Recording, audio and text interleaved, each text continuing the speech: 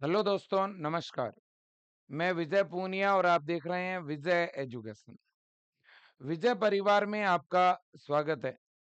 प्यारे बच्चों, अगर आप इस वीडियो को देखना शुरू कर चुके हैं तो मैं आपसे केवल 10 मिनट मांगना चाहता हूं। आप 10 मिनट इस वीडियो को जरूर देखना।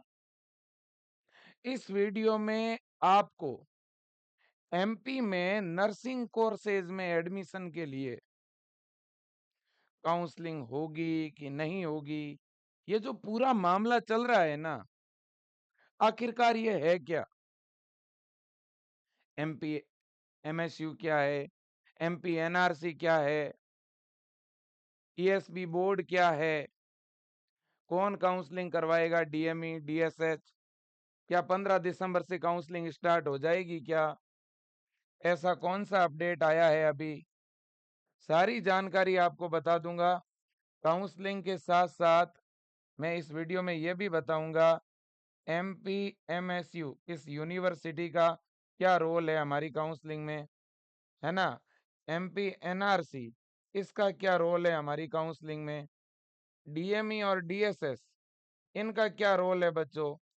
ये सब कुछ आपको मैं बताने वाला हूं। और अभी इतनी बड़ी गुड न्यूज आपको देने वाला हूं काउंसलिंग को लेकर के। गवर्नमेंट की तरफ से एक कदम उठाया गया है सकारात्मक, वो भी बताने वाला हूं। ध्यान से सुनिएगा। फिर कहूंगा, मैंने इस वीडियो को बनाने से पहले 2 से 3 घंटे मैंने रिसर्च किया है, तो प्लीज वीडियो को अंत तक देखना। अच्छी अच्छी जानकारियां मिलेगी। देखिएगा बेटा, सबसे पहली बात और बड़ी बात, एक आप नाम लगातार देख रहे हो कि एमपी एनआरसी, एमपी एमएसयू, ये क्या है? पहले ये देखो आप। देखो बेटा, हमारे मध्य प्रदेश में जितने भी नर्सिंग के कॉलेज है ना बेटा, एएनएम के, जीएनएम के, बीएससी नर्सिंग के, उन नर्सिंग के कॉलेजों को, नर्सिंग के कॉलेजों में नर्सिंग के कोर्स को मान्यता देने के लिए दो संस्था है। मान्यता देने के लिए दो लेवल बने हुए हैं। नर्सिंग कॉलेजों को मान्यता तभी मिलती है जब बेटा सबसे पहले नर्सिंग के जो कॉलेज है वो एमपी एनआरसी में आवेदन देते हैं। एमपी एनआरसी का मतलब है मध्य प्रदेश नर्सेज काउंसिल। इस बोर्ड का नाम है Madhya Pradesh nurses council. Council है ये, काउंसलिंग नहीं है। काउंसिल का क्या मतलब हुआ? ये एक प्रकार का बोर्ड है। ये एक प्रकार से गवर्नमेंट की संस्था है बेटा, जिसमें गवर्नमेंट के बड़े अधिकारी बैठते हैं, है ना? और वो अधिकारी क्या करते हैं बेटा, जिस जो भी कॉलेज वाला अप्लाई करता है मान्यता के लिए, वहां जाकर के विजिट करती है, देखती है कॉलेज मान्यता देने लायक है या नहीं है। अगर वास्तव में वहाँ इंफ्रास्ट्रक्चर, लैब, लाइब्रेरी, हॉस्पिटल सारी चीजें होती है तो उस कॉलेज को एमपी एनआरसी एनओसी देती है। NOC, non objection certificate. जैसे ही एनओसी मिलती है ना कॉलेज को, अब कॉलेज बेटा यूनिवर्सिटी से एफिलिएशन लेता है। क्योंकि यूनिवर्सिटी उसे बोलते हैं बेटा जो आपके first year, second year, third year के एग्जाम करवाती है, जो आपको मार्कशीट इश्यू करती है, डिग्री इश्यू करती है, प्रैक्टिकल एग्जाम लेती है। ये सब कुछ काम यूनिवर्सिटी का होता है। तो एमपी एमपी एमएसयू का मतलब है Madhya Pradesh medical science university. ये यूनिवर्सिटी बेटा जबलपुर के अंदर है। और जितने भी एमबीबीएस के कॉलेज है, नर्सिंग के, पैरामेडिकल के, वो सारे कॉलेज इस यूनिवर्सिटी से एफिलिएटेड है। एफिलिएटेड का मतलब है संबद्धता प्राप्त। तो ये यूनिवर्सिटी सभी को संबद्धता देती है। तो अब कॉलेज को पहले मान्यता किसने दी? पहले किसने दी? एमपी एनआरसी ने। क्या दी? एनओसी मतलब मान्यता। फिर उसको मान्यता किससे लेनी है? यूनिवर्सिटी से। कौन सी यूनिवर्सिटी से? एमपी एमएसयू से। जैसे ही इससे मान्यता मिल गई, अब वो कॉलेज एडमिशन ले सकता है बच्चों का। अब वो काउंसलिंग के थ्रू क्या ले सकता है? एडमिशन ले सकता है। ठीक है ना बेटा? अब एक और बोर्ड है जिसका नाम है आईएनसी। अब ये क्या है? ये है इंडियन नर्सिंग काउंसिल। अब बेटा इन दोनों से मान्यता लेने के बाद कॉलेज आराम से बच्चों के एडमिशन तो ले सकता है। लेकिन अगर कॉलेज को अपना लेवल बढ़ाना है, अपनी रैंकिंग बढ़ानी है, तो फिर उसको आईएनसी से मान्यता लेनी पड़ती है। इन दोनों से मान्यता लेने के बाद कॉलेज आईएनसी में अप्लाई करता है। आईएनसी में मान्यता के लिए कॉलेज के पास अच्छा बिल्डिंग होना चाहिए, अच्छा लैब लाइब्रेरी होना चाहिए, मतलब एकदम ज्यादा इसकी बड़ी शर्तें हैं। आईएनसी की थोड़ी शर्तें इनसे ज्यादा डिफिकल्ट है। तो कॉलेज वाले पहले एमपी एनआरसी, फिर यूनिवर्सिटी और इसके बाद आईएनसी से मान्यता लेते हैं। अगर किसी राज्य में मान लो नर्सिंग के 200 कॉलेज है, तो आईएनसी से मान्यता केवल 100 कॉलेजों के पास ही होती है। आईएनसी से मान्यता अगर किसी कॉलेज की है और उस कॉलेज से अगर आप नर्सिंग करते हो, तो केवल भारत में ही नहीं, विदेशों में भी आप नौकरी कर सकते हो, है ना? बिल्कुल जी। चलो, तो ये तो बात हो गई कि ये डेली डेली न्यूज़पेपर में आता है, तो इसका मतलब क्या है। ओके, अब अगले पॉइंट पे चलते हैं। अगला पॉइंट है कि नर्सिंग कोर्सेज में एडमिशन कैसे मिलता है, क्योंकि एक कंफ्यूजन ये भी तो है। हमने एडमिशन के लिए फॉर्म कहीं और भरा था, काउंसलिंग के लिए कहीं और फॉर्म भरेंगे, और जब first year, second year, third year के, या first semester, second semester, third semester के जब एग्जाम होंगे, तो हम कहीं और ही फॉर्म भरेंगे। हमारे 3 अलग अलग जगह से काम पड़ेंगे। हमारा पहला काम कहाँ पे हुआ है बेटा? एग्जाम वाला। सबसे पहला बोर्ड अपने एमपी के अंदर, सबसे पहला बोर्ड बेटा जिसने एंट्रेंस एग्जाम कराया, जिसने प्रवेश परीक्षा कराई, उसका नाम ईएसबी बोर्ड है, भोपाल सिलेक्शन बोर्ड। ठीक है ना? इस बोर्ड का केवल और केवल इतना ही काम है कि ये आपकी प्रवेश परीक्षा कराता है बेटा, एंट्रेंस एग्जाम करवाता है। ठीक है? ये कौन सा एग्जाम कराता है? पीएनएसटी, जीएनएसटी, एएनएमएसटी। तो ये एंट्रेंस एग्जाम कराने वाला बोर्ड है कौन? ईएसबी। ईएसबी बोर्ड को आपके एंट्रेंस एग्जाम से मतलब है। फिर आगे आप एडमिशन लो नहीं लो, इसको कोई फर्क नहीं पड़ता, है ना? ये एंट्रेंस एग्जाम कराएगा, एंट्रेंस एग्जाम करा के उसका रिजल्ट जारी कर देगा। बस ये रिजल्ट जारी करने के बाद फिर कुछ नहीं करेगा। फिर आप आगे पढ़ो ना पढ़ो, इस बोर्ड को बेटा फर्क नहीं पड़ेगा। अब रिजल्ट जैसे ही आपका जारी किया प्रवेश परीक्षा का, इसके बाद बेटा क्या होता है? इसके बाद आपका जो एंट्रेंस एग्जाम का जो रिजल्ट है ना, वो चला जाता है इन दोनों बोर्ड के पास, एक डीएमई, एक डीएसएस। ये हमारे एमपी के 2 बोर्ड है। इन बोर्ड का क्या काम है?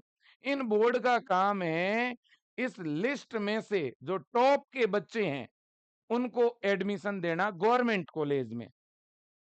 डीएमई भी काउंसलिंग करवाती है, डीएसएस भी काउंसलिंग करवाता है। पहले बच्चों डीएमई की काउंसलिंग होती है, फिर डीएसएस के कॉलेजों की काउंसलिंग होती है। इस बार हो सकता है दोनों की साथ में हो जाए। इसका मतलब यह है कि ये 2 संस्था है, इन संस्था के कुछ गवर्नमेंट कॉलेज बने हुए हैं।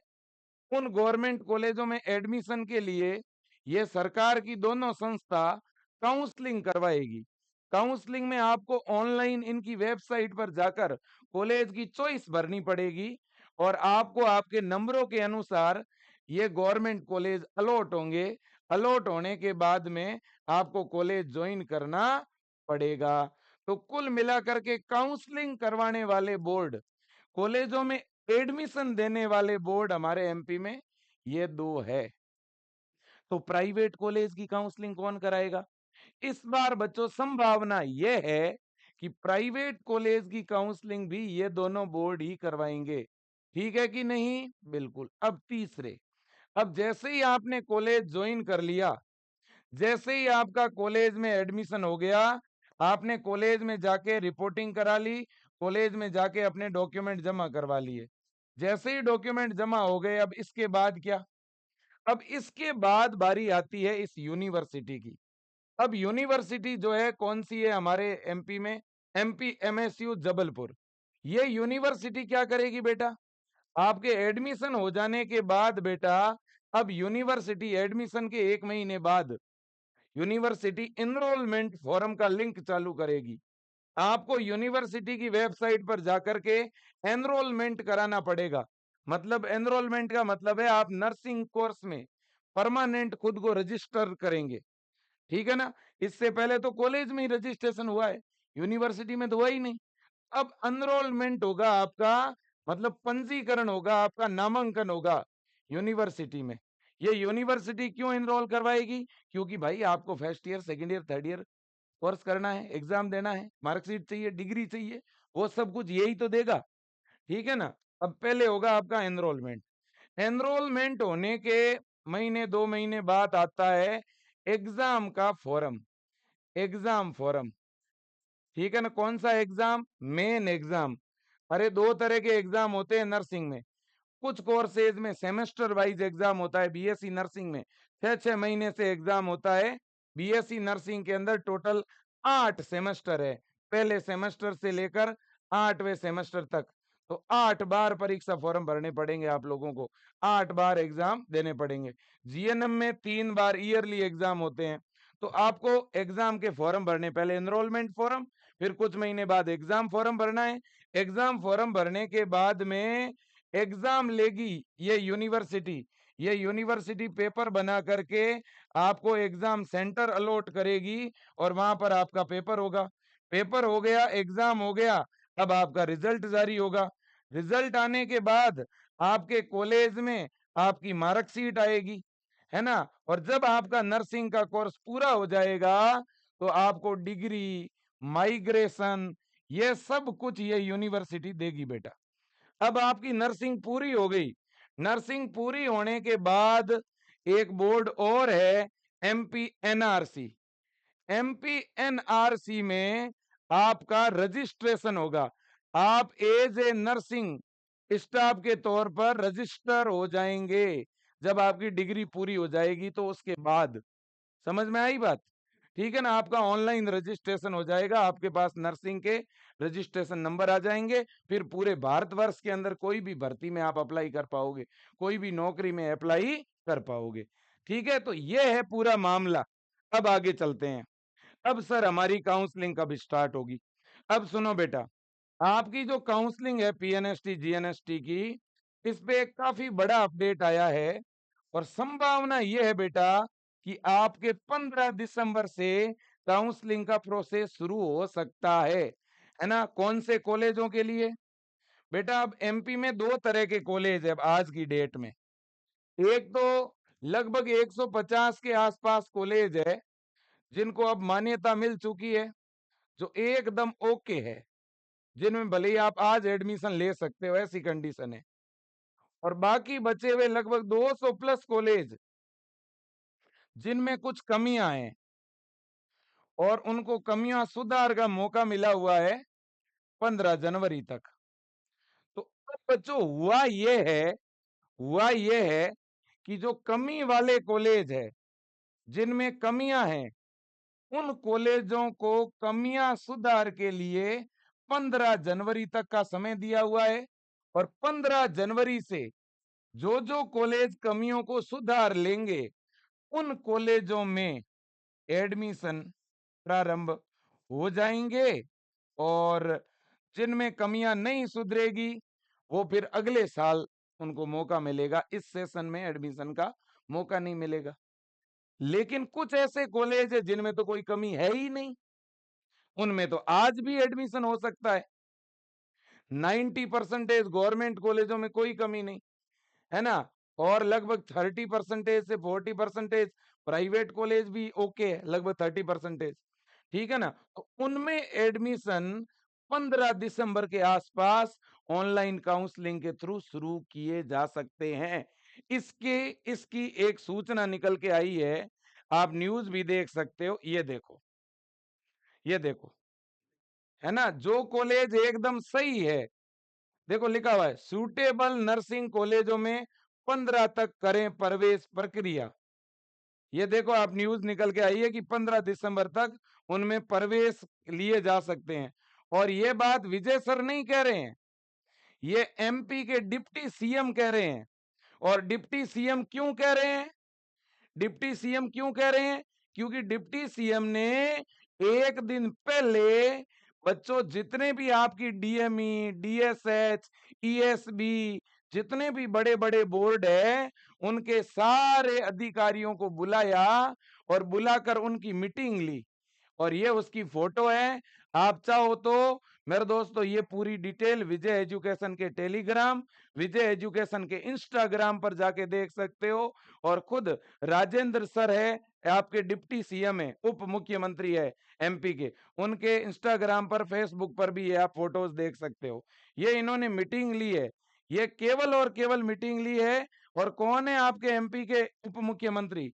राजेंद्र शुक्ला, है ना, इनका ऑफिशियल अकाउंट है। और इसमें आप ये लाइनें पढ़ो, आपको खुद ही पता चल जाएगा। आज मंत्रालय में मध्य प्रदेश फार्मेसी, पैरामेडिकल और नर्सिंग काउंसलिंग की समीक्षा की और लंबित मामलों के शीघ्र निराकरण, परिषदों की कार्यप्रणाली में सुधार की दिशा में उठाए जाने वाले कदमों पर विचार विस्तार से चर्चा की। बैठक में संबंधित अधिकारियों को निर्देश दिए कि सभी प्रक्रिया पारदर्शी और गति के साथ पूरी हो, जिससे छात्रों और स्वास्थ्य सेवाओं के हितों को सर्वोच्च प्राथमिकता दी जा सके। पिछले 5 सालों से नर्सिंग के कोर्सेज धीमी गति से चल रहे हैं और स्थिति यह है कि अगर 2 साल बाद एमपी में अगर कोई भर्ती निकल गई ना, तो नर्सिंग के बच्चे ही नहीं मिलेंगे, ये कंडीशन हो जाएगी, है ना। तो इसलिए इस बात को गवर्नमेंट समझ रही है। सरकार को ये बात कैसे समझ आई, तो मैं एक उदाहरण देता हूं। विजय एजुकेशन की तरफ से बेटा आज से कुछ दिन पहले ये मामला ट्विटर पे ट्रेंड करवाया था। आपको पता होगा, लगभग 27 नवंबर या 28 नवंबर को हमने ये ट्वीट किया था बच्चों, विजय एजुकेशन ऑफिशियल अकाउंट से, और जिसमें हमने लिखा था कि एमपी में लाखों बच्चे एडमिशन के इंतजार में। एमपी पीएनएसटी 2024 की काउंसलिंग शुरू कब होगी? 1 लाख विद्यार्थियों ने नर्सिंग कोर्सेज में एडमिशन के लिए 9 सितंबर को प्रवेश परीक्षा दी थी, लेकिन अभी तक 3 महीने बीत जाने के बाद भी काउंसलिंग पर कोई अपडेट नहीं आया। एमपी गवर्नमेंट विद्यार्थी हित में काउंसलिंग शुरू करवाएं। और हमने इसमें टेक किसको किया था? CM Madhya Pradesh, health minister MP, PMO India, MP my government, government MP, Amit Shah, ठीक है ना। और शुक्ला सर को भी हमने जो है इसमें मेरे दोस्तों टेक किया था। और शुक्ला सर को टेक किया, मीडिया में ये खबर आई। और अब बच्चों, भले ही हमारी ट्वीट की वजह से हुआ हो, भले ही उनके खुद के अंदर एक समझ विकसित हुई हो, कारण चाहे कुछ भी हो बेटा, आखिरकार इन्होंने मीटिंग तो ले ली। पहली बार मीटिंग हुई है पिछले 3 साल में। 3 साल के बाद पहली बार नर्सिंग कोर्सेज के लिए मीटिंग ली है गवर्नमेंट ने। ऑफिशियल मीटिंग है मंत्रालय के कर्मचारी के साथ। इस मीटिंग में जो चर्चा है उसका जवाब देना पड़ता है 7 दिनों के अंदर अंदर कि क्या हुआ, ठीक है ना। अब बच्चों होगा क्या? अब क्या होने वाला है? देखो, मीटिंग होते ही ये न्यूज आ गई। न्यूज में क्लियर कट लिखा हुआ है कि 15 दिसंबर से काउंसलिंग स्टार्ट करवाई जाए। क्लियर कट बोला हुआ है, देखो आप। मापदंडों पर खरे उतरने वाले नर्सिंग संस्थान में प्रवेश प्रक्रिया 15 दिसंबर तक पूरी करें। हॉस्पिटल में नर्सिंग कॉलेजों को बेड आवंटन मान्यता प्रक्रिया को जल्द पूरा करने के लिए भी जिन कॉलेजों को मान्यता नहीं मिली उनको फटाफट मान्यता दें। डिप्टी सीएम राजेंद्र शुक्ल ने बुधवार को नर्सिंग काउंसलिंग की और नर्सिंग काउंसिल की, दोनों की समीक्षा की और बताया कि 468 संस्थानों ने मान्यता के लिए आवेदन किए थे। इनमें से 202 सूटेबल पाए गए हैं। जांच हो चुकी है। 97 नर्सिंग संस्थान कमियों वाले हैं। इन संस्थानों में मानकों की कमी के कारण प्रक्रिया लंबित है। 202 कॉलेजों में आराम से एडमिशन हो सकते हैं। तो बच्चों, अब 2 तरह के एडमिशन है। कौन से 2 तरह के सर? अब जो हमारे डिप्टी सीएम ने बात करी है, अब इनमें 2 तरह के एडमिशन है। कौन से 2 तरह के? एक तो बेटा जो ऑलरेडी नर्सिंग कर रहे हैं बच्चे, जो ऑलरेडी बीएससी नर्सिंग कर रहे हैं, अब उनमें जो फर्स्ट ईयर वाले बच्चे हैं वो सेकंड ईयर में ट्रांसफर होंगे, सेकंड ईयर वाले थर्ड ईयर में होंगे। उनके भी एडमिशन, उनके भी नामांकन होते हैं, उनके भी एनरोलमेंट होते हैं, है ना। तो एक तरह से बच्चों, एक तो उन बच्चों का काम भी लंबित पड़ा है, एएनएम का, जीएनएम का, बीएससी नर्सिंग का, टाइम पे एग्जाम नहीं, रिजल्ट नहीं, पहले से ही पूरा मामला लंबित पड़ा था। हमने ये मुद्दा भी उठाया। ये मुद्दा उठाते ही आज से 4 दिन पहले बेटा रिजल्ट जारी कर दिया। रिजल्ट जारी कर दिया एमपी एमएसयू ने, ठीक है ना। कुल मिलाकर के बेटा सरकार भी काम कर रही है, यूनिवर्सिटी काम कर रही है। हम चाहते थे गवर्नमेंट तक आवाज पहुंच जाए, पहुंच गई। सरकार ने बोल दिया है कि इन कॉलेजों में 15 तक आप प्रवेश प्रक्रिया शुरू कर दो, कंप्लीट कर दो। अब देखो मेरे दोस्तों, मैं तो एक बात बोलूं, अब काउंसलिंग का बड़ा बड़ा अपडेट क्या है वो देखो। सबसे पहली चीज, डिप्टी सीएम ने मीटिंग ली है। मीटिंग में एमपी एनआरसी के अधिकारी आए, यूनिवर्सिटी के एमपी एमएसयू के अधिकारी आए, डीएमई और डीएसएस बोर्ड से टीम आई। सब लोगों ने बैठ करके मीटिंग ली है। कुल मिलाकर के कोर्ट का अब कोई भी अड़ंगा नहीं है। कोर्ट ने बोल दिया है कि भाई एडमिशन प्रक्रिया करवाओ कॉलेज में, तो कोर्ट ने परमिशन दे दी। डिप्टी सीएम ने मीटिंग ले ली, है ना। इसके अलावा सारे अधिकारियों को अवगत करा दिया, ठीक है ना।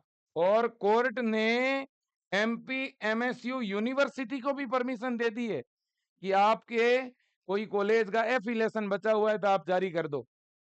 समझ रहे हो?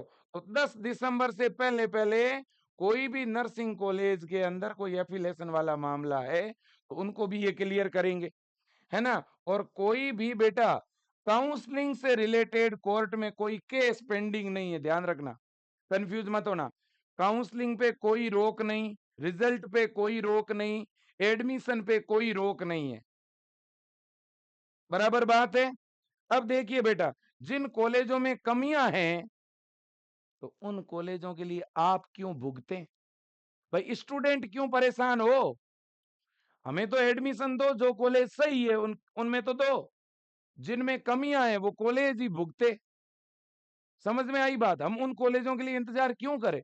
200 कॉलेज एकदम सही है, उनमें एडमिशन दे दो।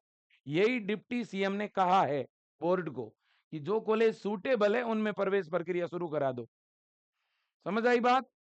तो अब बेटा मुझे जहां तक लगता है गुड न्यूज 15 दिसंबर तक आपको मिल सकती है। और बाई द वे मैं तो कहता हूं 15 को शुरू ना हो, दिसंबर में जब भी हो अच्छी बात है ना।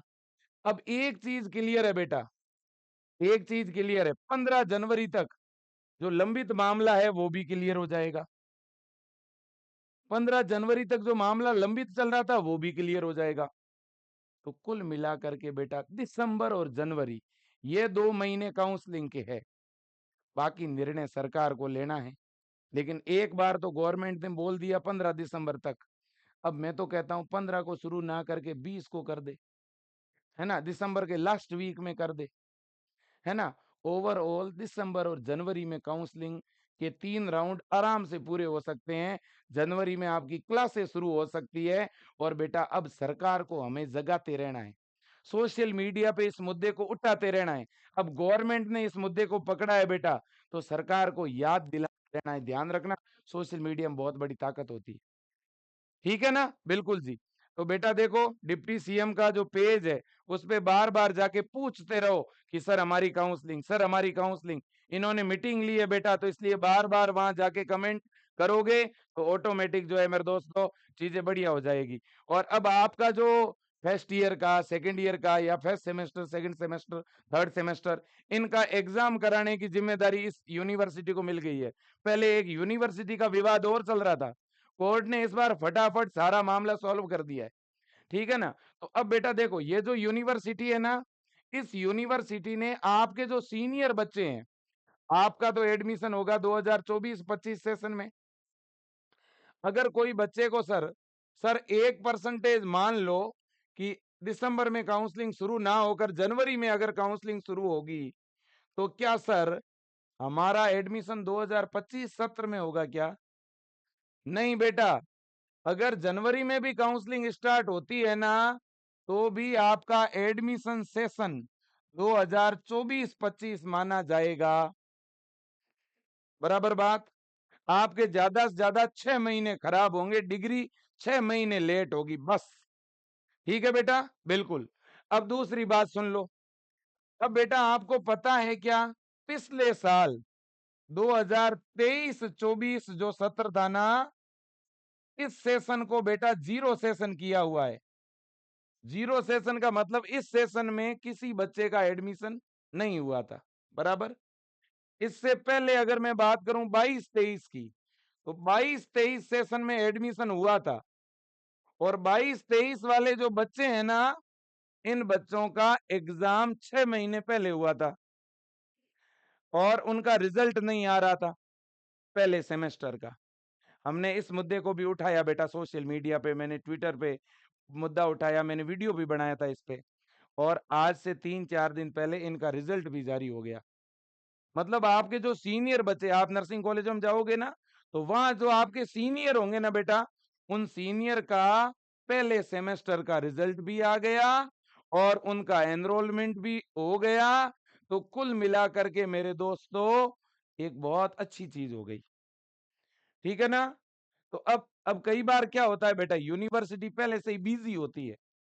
अब जो यूनिवर्सिटी है ना ये वाली, अब बेटा इसने अपने जितने भी पेंडिंग काम थे एग्जाम वाले वो सब करवा दिए।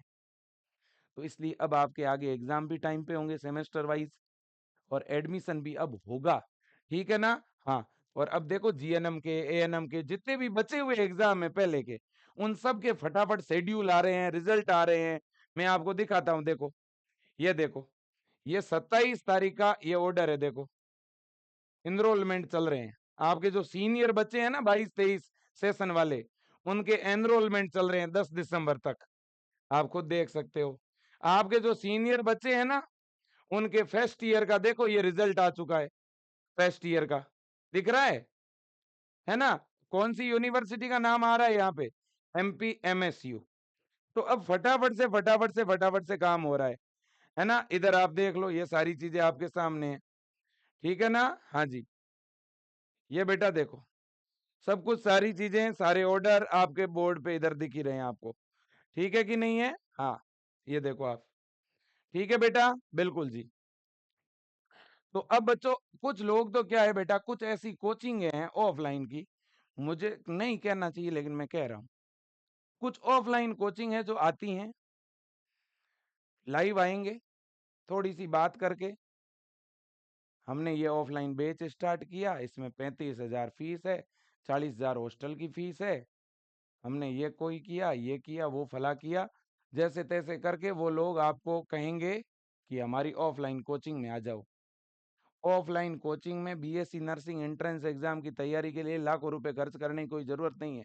मैं क्लियर कट कह रहा हूँ, बीएससी नर्सिंग प्रवेश परीक्षा की तैयारी आप घर से कर सकते हो बेटा, सेल्फ स्टडी करके भी कर सकते हो, या कोई भी ऑनलाइन बैच लेके कर सकते हो। कहीं पर भी ऑफलाइन कोचिंग में बीएससी नर्सिंग के नाम पे लाखों रुपए खर्च मत करना, मैं हाथ जोड़ के निवेदन कर रहा हूं। सीधी सी बात है बेटा, समझदार बनो आप कम से कम, है ना। बीएससी नर्सिंग एंट्रेंस एग्जाम के लिए लाखों रुपए कोचिंगों में खर्च करने की जरूरत नहीं है। आप किसी भी कोचिंग में जाओगे ना, तो वहां रहना भी तो पड़ेगा, वहां हॉस्टल का भी तो खर्चा आएगा, रूम लेके रहोगे तो रूम का भी तो आएगा। समझ रहे हो कि नहीं समझ रहे हो, ठीक है ना। तो घर से तैयारी कर सकते हो, घर के नजदीक कोई लाइब्रेरी ज्वाइन कर लो, ऑफलाइन कोचिंग के नाम पे लाखों रुपए खर्च मत करो। और आप बेटा पहचानो कि आपकी आवाज कौन उठाता है, आप इस बात को समझो कि आपको जो जानकारी दे रहे हैं उनको खुद जानकारी है भी या नहीं है। मैंने जो आज वीडियो में इंफॉर्मेशन दी है, क्या ये जानकारी कभी किसी ने आपको बताई है क्या। तो इसलिए कहना चाहता हूं बेटा, बात हमेशा तथ्य के साथ होती है, सबूत और प्रूफ के साथ होती है। कोई बेटा आपके लिए ट्विटर पे एक ट्वीट भी किया है क्या किसी ने। मैं पिछले 2 साल से एमपी के बच्चों के लिए काम कर रहा हूं। मैंने पहले रिजल्ट के लिए कैंपेन किया, 2022-23, 2023 वाले बच्चों का रिजल्ट नहीं आया था, 24 के अंदर जुलाई में एग्जाम हुआ था। मैंने उसके लिए कई महीनों तक कैंपेन चलाया। मैं पिछले कई दिनों से आप लोगों के लिए कैंपेन चला रहा हूं, और आज भी मैंने अभी ट्वीट कर रखा है, ये देख सकते हो आप, आज की डेट में किया हुआ है ना। मतलब देर रात को किया था ये आप देख लो, मैंने रात जो है ये ट्वीट किया था बेटा, आप खुद ही देखो, डेट देख लो, क्या है डेट यहाँ पे लिखी हुई, December 5, 2024, 5 दिसंबर को ये ट्वीट किया, और सब लोगों को मैंने टैग किया है।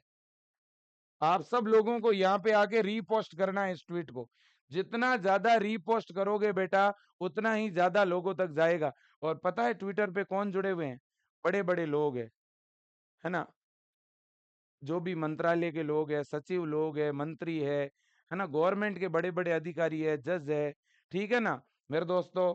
तो इसलिए यहाँ पर जो भी हम बात लिखते हैं ना बेटा, वो बात सब लोगों के सामने जाती है, और इस तरह की चीजें बार बार ट्विटर पे आती है तो सरकार की भी बदनामी होती है, तो गवर्नमेंट फटाफट एक्शन लेगी। बस रुकना नहीं है, आवाज नहीं रुकनी चाहिए, विजय सर का बस एक ही कहना है कि सब लोग आवाज उठाएं। मैं कोचिंग वालों को भी कहना चाहता हूं, विशेष रूप से ऑफलाइन साम्राज्य को, अभी आप ऑफलाइन के नाम पे बेच मत बनाइए, अभी बच्चों के लिए आवाज उठाइए। ये टेस्ट, वो टेस्ट, फला टेस्ट, ढिमका टेस्ट, ठीक है ना। कम से कम इस समय तो हम बच्चों का साथ दे सकते हैं कि नहीं दे सकते हैं, ये सब लोगों को समझने की जरूरत है। और बेटा आप भी थोड़ा तो समझदार बनो। अब वक्त आपके एडमिशन का है, और उस एडमिशन के लिए आवाज उठाने का समय, आप खुद के लिए आवाज तक नहीं उठा रहे हैं।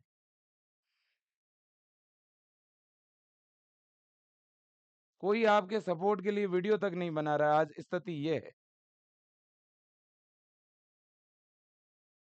और आप लोगों को भी कहना चाहता हूं बेटा, आपके एरिया में कोई भी मंत्री आता है, कोई भी मेरे दोस्तों राजनेता आता है, तहसीलदार, एसडीएम, डीएम, उनको एप्लीकेशन लिख के दो, ज्ञापन लिख करके दो कि हमारी काउंसलिंग अति शीघ्र शुरू करवाई जाए। मुख्यमंत्री कार्यालय के अंदर मेरे दोस्तों, डिप्टी सीएम कार्यालय में, राज्यपाल कार्यालय में, पोस्ट ऑफिस के थ्रू आप लेटर भेजो। बहुत सारे बच्चे हैं जिन्होंने जो है जिला के कलेक्टर जो है, उनको बहुत सारे बच्चों ने ज्ञापन दिया। आज से 5-6 दिन पहले जब मैंने वीडियो बनाया था, बच्चों ने मुझे स्क्रीनशॉट भेजे हैं। मैं उन तमाम बच्चों का धन्यवाद भी करना चाहता हूं। लेकिन आप ये मत सोचो कि डिप्टी सीएम ने मीटिंग ले ली, अब हमारी तो काउंसलिंग हो जाएगी, हम क्यों आवाज उठाएं। जी नहीं, जब तक शुरू नहीं हो तब तक आवाज उठाते रहना है। मेरे जितने भी एमपी के बच्चे हैं, मैं दिल से आपको कहना चाहता हूं बेटा, क्योंकि पिछले साल भी एडमिशन नहीं हुआ था, पिछले साल भी नर्सिंग कोर्स का जो सेशन था उसको जीरो कर दिया। पिछले साल तो एडमिशन इसलिए नहीं हुआ था क्योंकि कोर्ट ने प्रवेश परीक्षा का रिजल्ट ही जारी नहीं किया था, कोर्ट ने बैन लगा रखा था। इस बार कोर्ट ने बैन हटा दिया और कोर्ट ने खुद बोला है एडमिशन दीजिए, गवर्नमेंट ने खुद बोला है एडमिशन दीजिए। ठीक है, तो किसी अफवाह पे ध्यान ना दे, और बस सीधी सी बात यह है, फिलहाल हमें हमारी काउंसलिंग पे ध्यान देना है। और एमपी के अंदर बेटा बीएससी नर्सिंग के एंट्रेंस एग्जाम में कुछ सिलेबस है ही नहीं, केवल 12th का सिलेबस है, 12वीं का। 12th की physics, chemistry, bio, English, grammar है और थोड़ा जीके है। ये घर से सेल्फ स्टडी कर सकते हो बड़े आराम से, ठीक है ना। इसके लिए ऑफलाइन में लाखों रुपए खर्च करने की जरूरत नहीं है, ठीक है। बिल्कुल जी। तो आज के लिए इतना ही बेटा, खूब पढ़ो, खूब मेहनत करो, और एक दूसरे का सपोर्ट करो, काउंसलिंग के लिए आवाज उठाओ। धन्यवाद। और एकजुट हो जाओ, यूनिटी रखो, ये कहना चाहता हूं आपको। और मैं देखूंगा कि ये वीडियो आप कितने दूर तक पहुंचाते हो, ये मैं देखूंगा। मैं इस वीडियो में कोई आपको कोर्स नहीं दिखा रहा हूं कि ये कोर्स ले लो, ये बेच ले लो। मैं ये कहता हूं कुछ भी मत लो, फिलहाल काउंसलिंग शुरू करानी है अपन लोगों को। धन्यवाद। थैंक यू बेटा।